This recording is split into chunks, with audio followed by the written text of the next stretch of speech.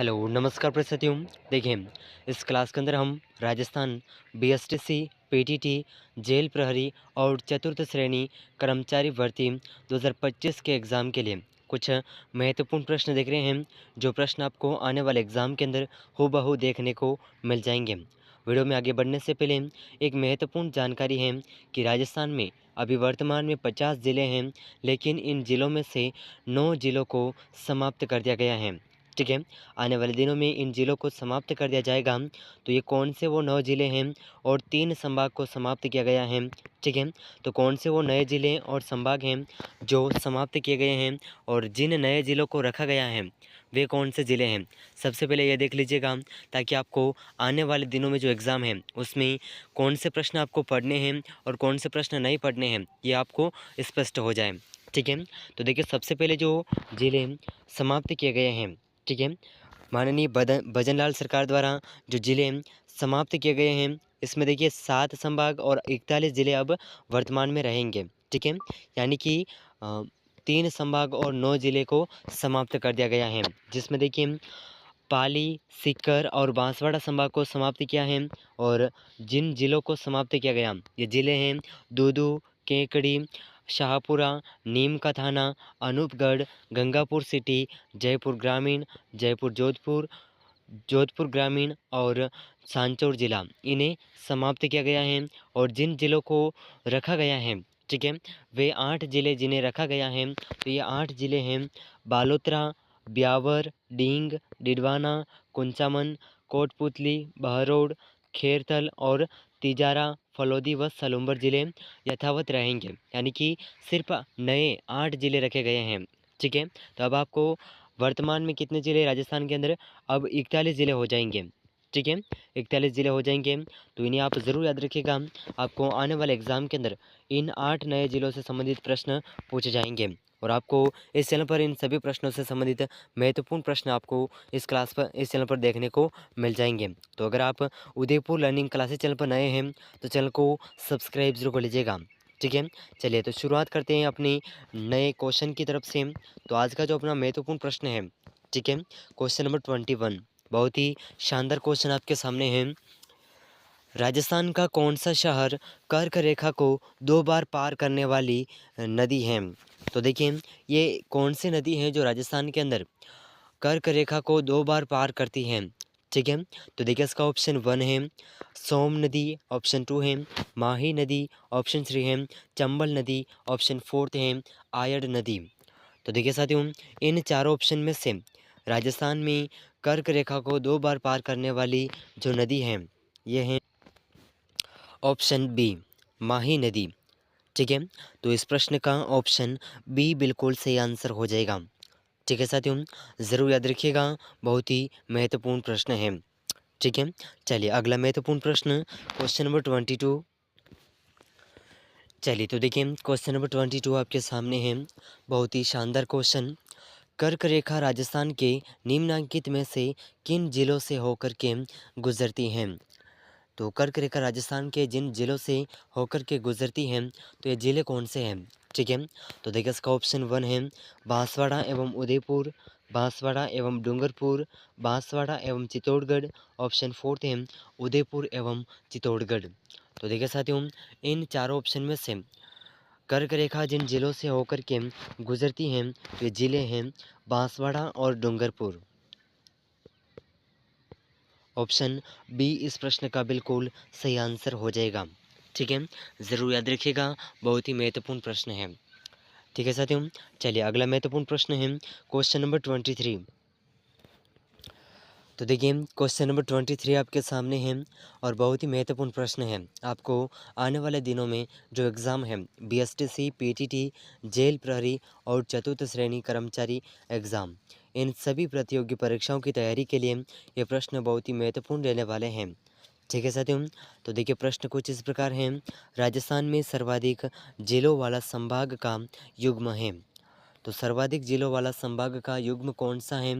तो देखिए, इसका ऑप्शन 1 है जयपुर एवं जोधपुर, जयपुर एवं अजमेर, जोधपुर और अजमेर और भरतपुर। तो देखिए, इन चार ऑप्शन में से जो इस प्रश्न का सही आंसर है सर्वाधिक जिलों वाला संभाग, तो ये है जयपुर और अजमेर। ठीक है, तो ऑप्शन 2 इस प्रश्न का बिल्कुल सही आंसर हो जाएगा। ठीक है साथियों, ज़रूर याद रखिएगा, बहुत ही महत्वपूर्ण प्रश्न है। ठीक है, चलिए अगला महत्वपूर्ण प्रश्न क्वेश्चन नंबर 24। तो देखिए साथियों, क्वेश्चन नंबर 24 आपके सामने है। निम्नलिखित में से जेत सागर, गेप सागर और डायला तालाब क्रमशः किन जिलों में स्थित हैं? तो जेत सागर, गेप सागर और डायला तालाब ये कौन से जिलों में स्थित हैं? तो देखिए इसका ऑप्शन 1 है बूंदी, डूंगरपुर एवं राजसमंद, बारा, डूंगरपुर एवं बांसवाड़ा, राजसमंद, डूंगरपुर एवं कोटा और बूंदी, डूंगरपुर एवं बांसवाड़ा। तो देखिए इन चारों ऑप्शन में से जो इस प्रश्न का सही आंसर है जेत सागर, गेप सागर और डायला तालाब, ये जिन जिलों में स्थित हैं, ये जिले हैं ऑप्शन डी बूंदी, डूंगरपुर एवं बांसवाड़ा। ठीक है, तो ऑप्शन डी इस प्रश्न का बिल्कुल सही आंसर हो जाएगा। ठीक है साथियों, चलिए अगला महत्वपूर्ण प्रश्न है क्वेश्चन नंबर 27। तो देखिए क्वेश्चन नंबर 25 आपके सामने है, बहुत ही महत्वपूर्ण प्रश्न और एग्ज़ाम की दृष्टि से वेरी वेरी इंपॉर्टेंट क्वेश्चन है, इसे आप ज़रूर याद रखिएगा। ठीक है, तो देखिए प्रश्न इस प्रकार है, सोम कमला अम्बा सिंचाई परियोजना स्थित है। तो सोम कमला अम्बा पर सिंचाई परियोजना किस जिले में स्थित है, ये इस क्वेश्चन के अंदर पूछा गया है।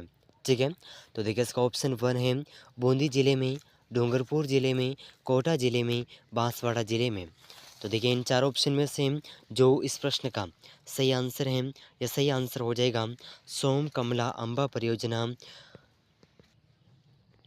डूंगरपुर जिले में स्थित है। ऑप्शन बी इस प्रश्न का बिल्कुल करेक्ट आंसर हो जाएगा। ठीक है साथियों, ज़रूर याद रखिएगा, बहुत ही महत्वपूर्ण क्वेश्चन है।